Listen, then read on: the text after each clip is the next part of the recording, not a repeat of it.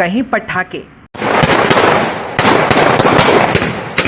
तो कहीं जमकर नाच गाना, तो कहीं मोदी का पुतला फूका,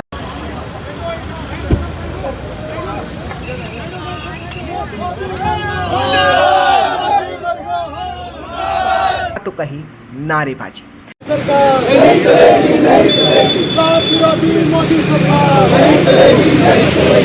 हिंदुस्तान के अंदर एक भी हमारा कैबिनेट मंत्री नहीं है।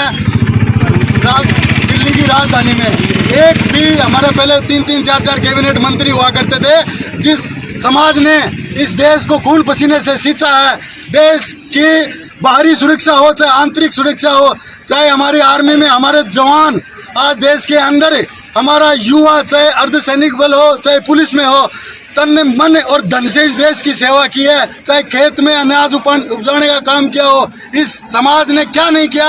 और जिस तरीके से ये सरकार, मोदी सरकार लगातार उपेक्षित कर रही है जाट समाज को, उस तरीके से आने वाले समय में इस सरकार के जूते पड़ने तय हैं। और जाट समाज आज हमारे नेता के साथ खड़ा है।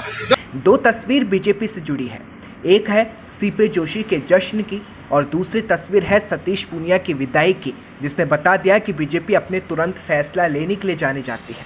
शायद बीजेपी के रणनीति को और राजनीति को समझ पाना आसान नहीं, तभी तो चुनाव से पहले अचानक एक फैसला लिया और फैसले ने रातों रात राजस्थान बीजेपी के अध्यक्ष चेहरे को बदल दिया।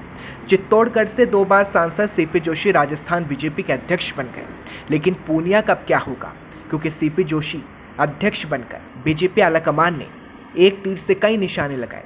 पहला, खेमे में गुटबाजी, दूसरा ब्राह्मण वोट बैंक और तीसरा 2023 में बीजेपी की वापसी की पूरी कोशिश। शायद सोचा नहीं था कि सतीश पूनिया की विदाई होगी, तभी तो ट्विटर पर ट्रेंड कर रहा है कि आखिर पूनिया में क्या बुराई थी। लेकिन बीजेपी के इस फैसले से जाट नाराज है, जिसका गुस्सा सड़कों पर दिखा। सतीश पूनिया का क्या होगा, उन्हें क्या जिम्मेदारी मिलेगी, ये भी सवाल है।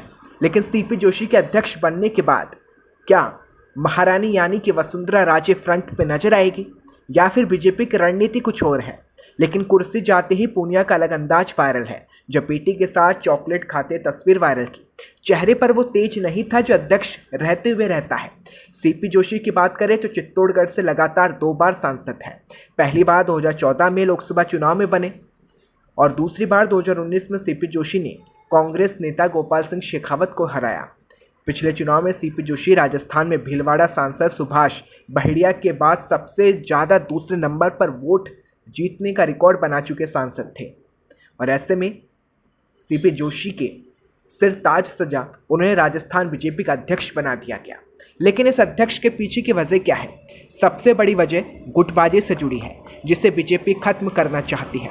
बीजेपी ना इस वक्त सीएम चेहरा देख रही है और ना ही ये देख रही है कि आने वाले चुनाव की तैयारी किस तरह करनी है, लेकिन गुटबाजी को सबसे पहले खत्म करने की कोशिश में सीपी जोशी अब एक चेहरा बन गए हैं। लेकिन वसुंधरा का क्या होगा, क्योंकि वसुंधरा को भी अध्यक्ष नहीं बनाया गया है।